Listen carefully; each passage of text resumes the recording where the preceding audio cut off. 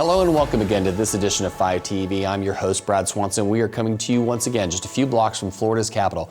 We're in the midst of the 2021 Florida legislative session, and as the legislature attacks a multitude of issues, our children are certainly always at the forefront of all sorts of solutions and challenges that we face. I'm joined today by the Executive Director of the Florida Juvenile Justice Association, Christian Miner. Christian, welcome to the program. Thanks for having me, Brad. Well, I'm not going to get into it. I'm going to let you tell the story. Before we begin, tell our viewers a little bit about what FJJA does and who your members are and what do they do for Florida? Yeah, absolutely. The Florida Juvenile Justice Association was created 28 years ago. It's a 501c6 not-for-profit that consists of stakeholders, agency members, and providers serving Florida's at-risk youth. Okay. The Department of Juvenile Justice in the state of Florida is a unique system, and it serves as a nationwide model to other juvenile justice systems.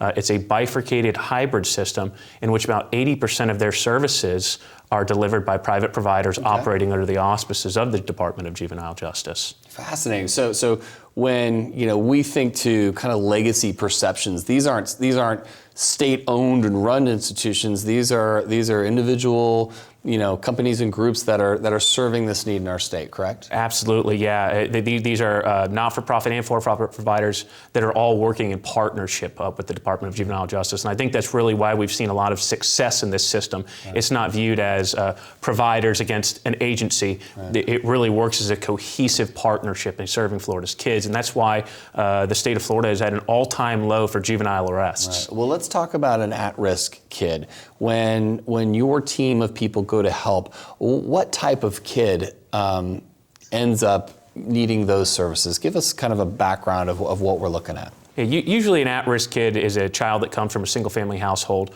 and has a lot of barriers within that family on going to school, whether it's obtaining resources they need to go ahead and matriculate onward, so on and so forth. So they're living outside of their household now.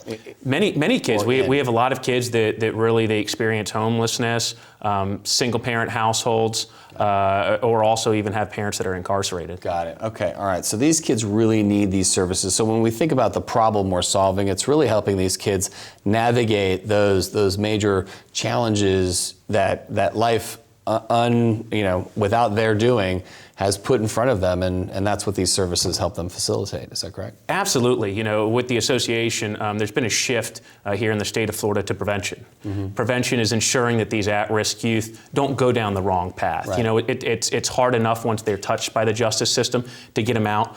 So the Department of Juvenile Justice has really made a clear, concerted effort to shift resources on the front end so that we're not dealing with these kids on the back end when they're in a deep-end residential commitment type center. Okay. All right. So let's talk about what you're working on, and tell us a little bit about where Florida sits in our legal process on how we treat these kids, and what are you working on behalf of your members this legislative session? Again, Florida serves as a nationwide model to other juvenile justice systems. We have had some great secretaries from Wansley Walter to Christy Daly, all the way up to Simone Marstiller, who just took over at ACA, and we now have Secretary Josie Tamayo.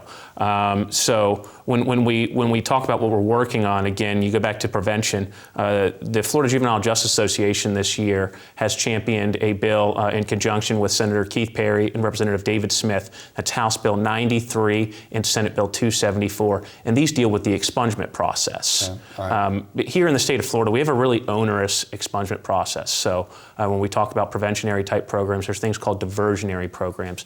We're trying to divert kids from going into the juvenile justice system. Right. The problem that we have, say a kid commits a misdemeanor offense, he commits petty theft. A state prosecutor has the unilateral authority to go ahead and refer a kid to a post-arrest diversionary program. Once they complete that program, they've made good on their second chance, and they are granted an automatic expungement. That means that charge, which is been dismissed essentially, is expunged from their record and no longer there. It eliminates barriers that they have to things such as employment, education, going into the military.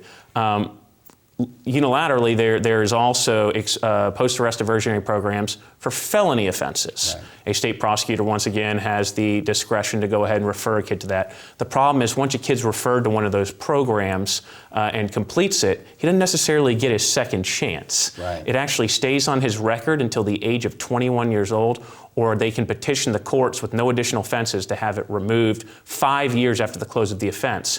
So the problem that we see here in the state of Florida— 7 years worth of that label, if you will. Right. Or you have a kid that's 14, 5 years at close of offense, he's 19 years old. Well, what happens at 18 when he's applying to college? Right. He's applying to job, he's applying to student housing, student loans, Sure. or even trying to go into the military. And what we saw is that we lose a lot of human capital. Right. What are we doing with these kids, and what do they do when they feel hopeless? Yeah. So this bill essentially would go ahead and allow, once they complete that program, it shortens that timeline and makes it like that of a misdemeanor and allows them to have their record automatically expunged. Yeah, well, that's awesome. Well, thanks for everything that you're doing for Florida's kids, and we love having you on the program.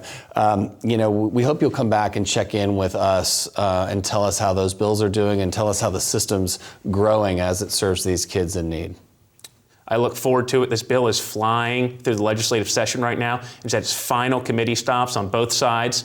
So we look forward to this helping about 26,000 of Florida's at-risk youth. Yeah, I mean, the rumor is you were up and moving before a lot of other guys were that were big players in the process. Absolutely. I like to go ahead and attribute it to all the bipartisan support we've had behind this bill. That's great. Well, that's not in a small part to the work that we see you doing in the Capitol every day. So thank you, Christian. Appreciate it.